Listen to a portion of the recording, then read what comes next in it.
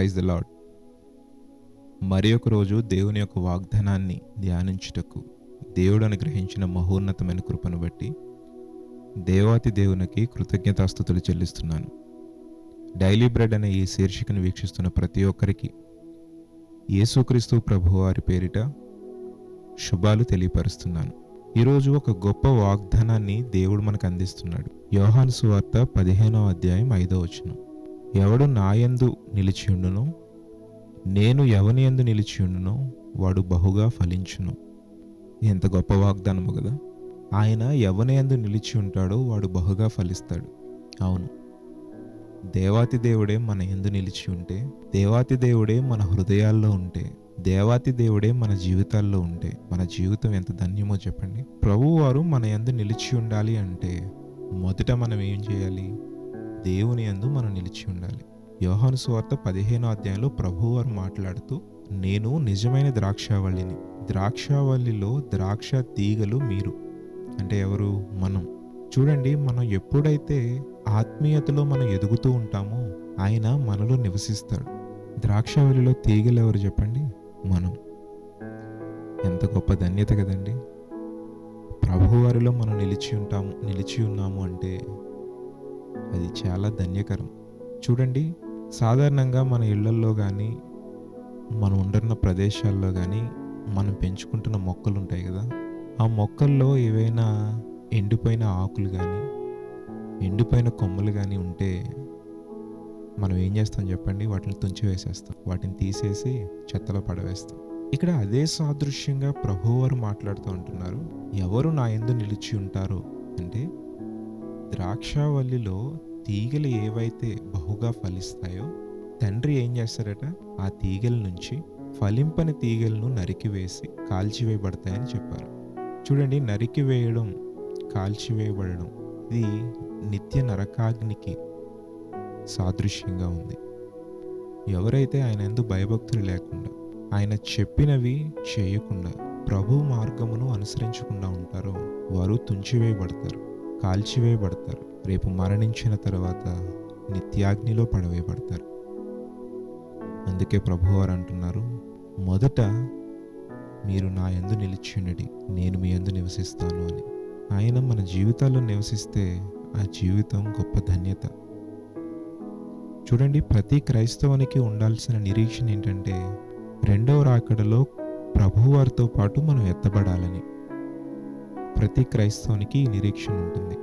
ఆ నిరీక్షణ ఎంత గొప్పది అంటే, ఆ నిరీక్షణ గలవారు ఆయన యందు భయభక్తులు కలిగి ఉంటారు.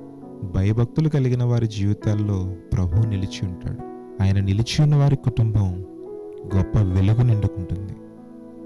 చూడండి, అటు కుటుంబాలు కట్టబడతాయి. ఈరోజు మనం ఈ వాగ్దానం వింటున్నాం. మనలో ఒక మార్పు రావాలి. ఏమని? మనం ఆయన యందు భయభక్తులు కలిగి ఆయనను మనలో నివసించేలాగా మన హృదయాలను మార్చుకోవాలి. ఈ పాపపు లోకంలో ఏదో ఒక ఆశ ద్వారా సాతానుగాడు మనం లాగేస్తూ ఉంటాడు. అది ఏదైనా కావచ్చు. మన చూపు ద్వారా కానీ, మనం వినుట ద్వారా కానీ, మనం మాట్లాడుట ద్వారా కానీ, మనం ఆలోచించే విధానం ద్వారా కానీ సాతాను ప్రతి నిమిషం, ప్రతి సెకండ్ అదే పనిలో ఉంటుంది. మనం ప్రభువారి యందు భయభక్తులు కలిగి జీవించే ప్రయత్నం ఎప్పుడైతే చేస్తామో సాతాను కూడా ఏం చేస్తాడు చెప్పండి? దాన్ని చెడగొట్టాలని చూస్తాడు. క్రైస్తవునికి ఉన్న పెద్ద టాస్క్ ఏంటో తెలుసా? సాతాన్ని జయించడం. నువ్వు ప్రభు సన్నిధిలో పెట్టు, ఖచ్చితంగా మనం సాతాన్ని జయిస్తాం. నిన్నటి వాగ్దానంలో మనం మాట్లాడుకున్నాం కదా, ఆయన రెక్కల క్రిందకు మనం వెళ్తే పాపాన్ని జయించే అధికారాన్ని మనం పొందుకుంటాం. కాబట్టి ఎప్పుడైతే నువ్వు ప్రభు పాదాల యొద్దకు వస్తావో అప్పుడే నీ జీవితంలో ఒక గొప్ప మార్పు మొదలవుతుంది. ఆయన నీ యందు నిలిచి ఉంటారు. ఎందుకంటే నువ్వు ఆయన పాదాల యొద్దకు వచ్చి ఆయనకు నీ హృదయంలో స్థానం ఇచ్చావు కాబట్టి. చూడండి, ఇప్పటి వరకు పాపాలు చేసి, ఇప్పటి వరకు ఆయన నీ హృదయంలోనికి రానివ్వకుండా అనేక లోకపరమైన ఆశలను నీలో పెట్టుకుని, లోక పాపాలను నీలో పెట్టుకుని ఇప్పటి వరకు జీవించావేమో. చూడండి, మీకు ఒక ఉదాహరణ చెప్పాలని ఆశపడుతున్నాను. ఒక చెట్టును నరికివేసి రోడ్డు పక్కన పడేసినా కూడా, అది ఎండిపోయి మోడులా మారినా కూడా, ఒక ప్రక్క ఏదో ఒక పక్క నుండి నా దేవుడు అనుకుంటే దాన్ని చిగురింప చేయగలడు. ఎండిన ప్రతి మోడును ఆయన చిగురింప చేయగలడు. ఈరోజు నీ హృదయం ఎండిన మోడులా ఉందా? ఆయన చిగురింపజేస్తాడు. ద్రాక్షావల్లిలో బహు గొప్పగా ఫలించే తీగ వలె నీవు ఉంటావు. కాబట్టి ఈరోజే దేవుని యొక్క పాదాల చెంతకు చేరు, ఆయన రెక్కల క్రిందకు చేరు. ఆ ద్రాక్షావల్లిలో ఫలించే తీగలా మనమందరం ఉందాం. ఈ గొప్ప వాగ్దానాన్ని క్లెయిమ్ చేసుకుని ఈరోజు ప్రార్థించు. నీలో, నీ కుటుంబంలో, నీ జీవితంలో గొప్ప మార్పుని చూస్తావు. ప్రార్థిద్దామా? ప్రేమ కలిగిన మా తండ్రి, నీకు స్తోత్రములు. ఈరోజు మాతో సూటిగా స్పష్టంగా మాట్లాడవు తండ్రి. అయ్యా, ఫలించే తీగలుగా మేము ఉండునట్లు సహాయం చేయండి. నీ యందు భయభక్తులు కలిగి అయ్యా, ఇప్పటి వరకు మేమేదో ఈ లోకాన్ని అనుసరించి నడిచామేమో, దయతో మమ్మల్ని క్షమించండి. ఈరోజు మీరు మాతో మాట్లాడారు తండ్రి. ఈరోజు మీరు మాతో మాట్లాడారు దేవా, నీకు స్తోత్రములు. ఈ రోజు నుండి మా జీవితాల్ని మార్చుకుంటాం, మా హృదయాలను మార్చుకుంటాం. ఈరోజు ప్రార్థిస్తున్న ప్రతి ఒక్క బిడ్డ హృదయాలను మీరు దర్శించండి.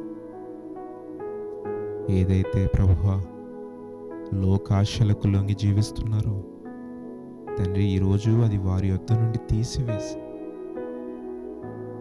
నాయనా, నీ యందు జీవించే గొప్ప కృపను ప్రసాదించండి. మహిమగల రాజా, నీకు స్తోత్రములు. లోకాశల వైపు, సాతాను పెట్టే టెంప్టేషన్స్ వైపు మేము వెళ్ళిపోకుండా తండ్రి, నీ యందు భయభక్తులు కలిగి నీ రెక్కల నీడలో మేము నివసించే గొప్ప భాగ్యము దయచేయండి.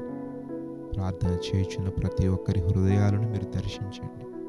వారి అంతరంగ ప్రార్థనలను, వారికి ఉన్న అవసరములను తండ్రి, ఇదే వాగ్దానం ప్రభువా ఇంకా మేము చదువుతూ వెళితే, నా యందు నిలిచి ఉండువానికి సమస్తము దొరుకును అని అన్నారు. ప్రభు, ఎవరైతే నీ యందు నిలిచి ఉంటారో, మీరు వారి యందు నిలిచి ఉంటారో, వారి హృదయాలను దర్శించి వారి అవసరతలను తీర్చండి.